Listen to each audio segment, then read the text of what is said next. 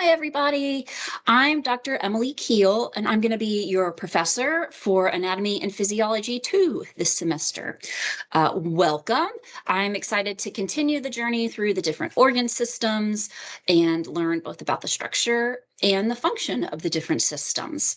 A little bit about me. I am originally from Louisiana, and I did my training to be a veterinarian at Louisiana State University and practiced as a veterinarian for 12 years, mostly with dogs and cats, though I've done a little work with cattle and small ruminants, and am now transitioned to teaching.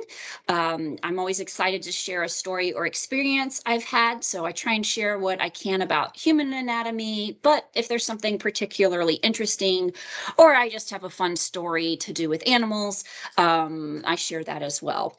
You may notice in my videos, I'm shooting from home.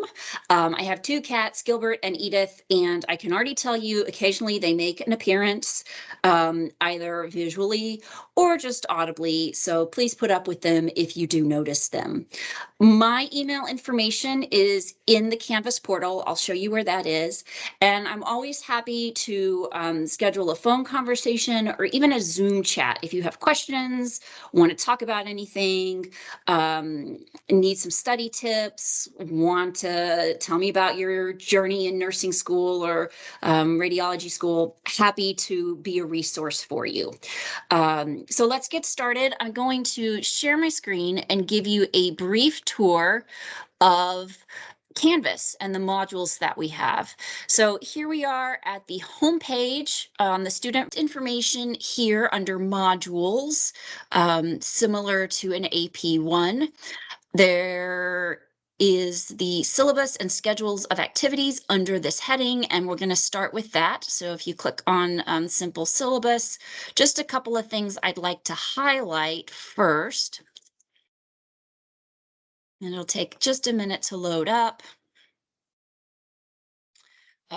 You're going to have to acknowledge that you've read that.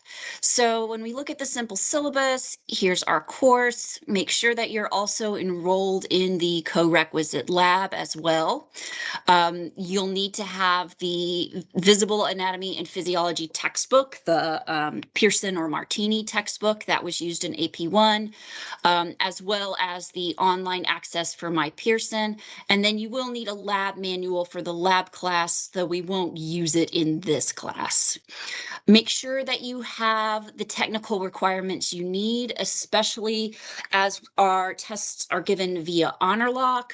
You're going to need to have a computer that is able to have good internet access, that's reliable, able to run the HonorLock program in a place where you can be undisturbed, that's quiet without others around. And the library or I can help you if you do need to arrange a space for the HonorLock testing.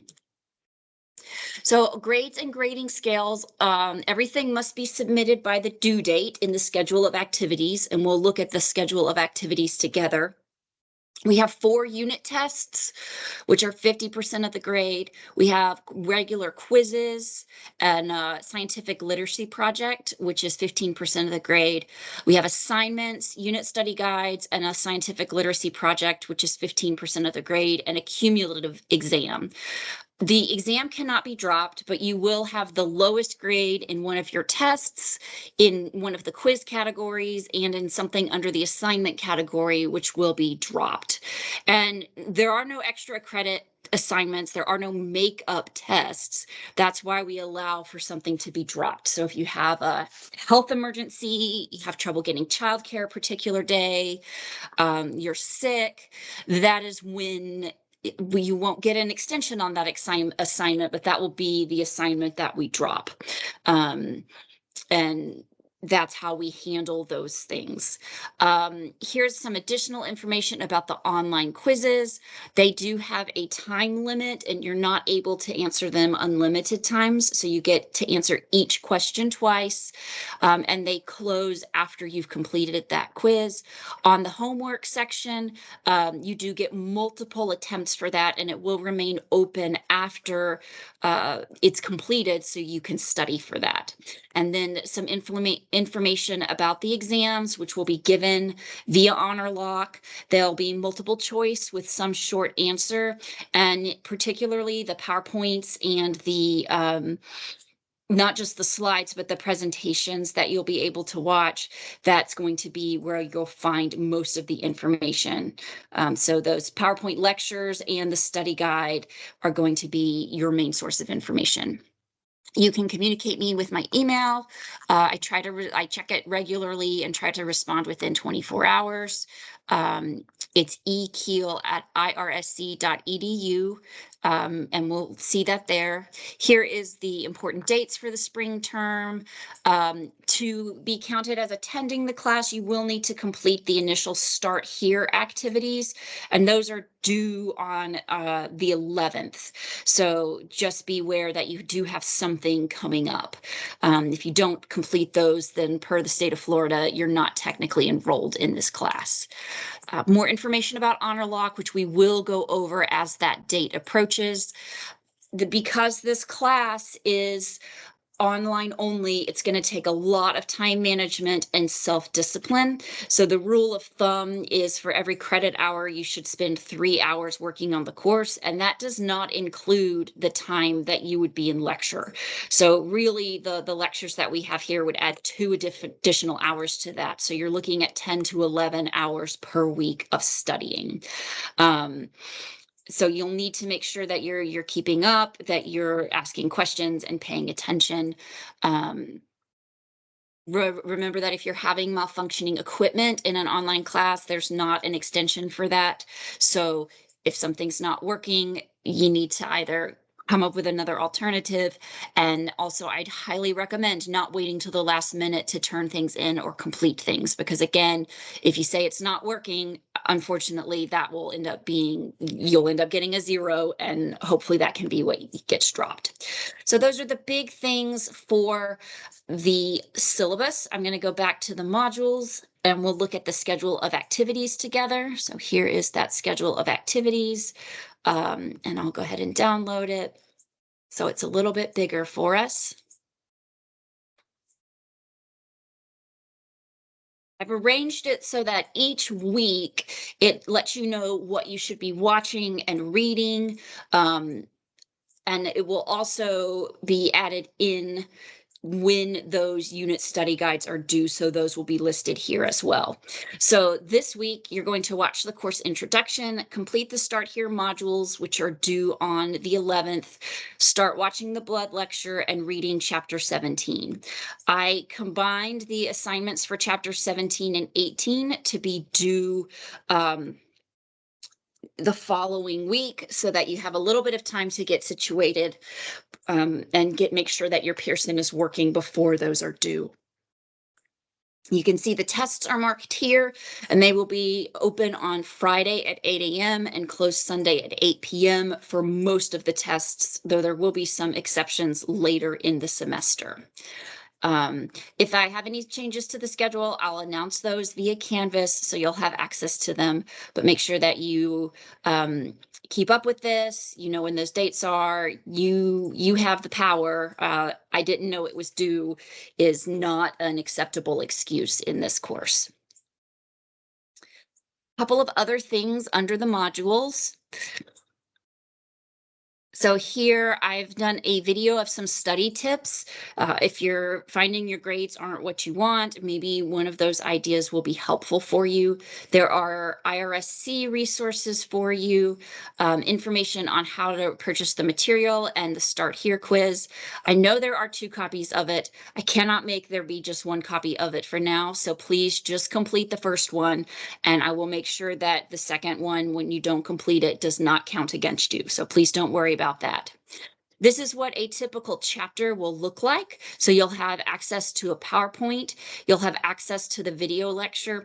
These are on YouTube and they are done by myself. So they are personalized to this class, and you do get to see me when you're doing them.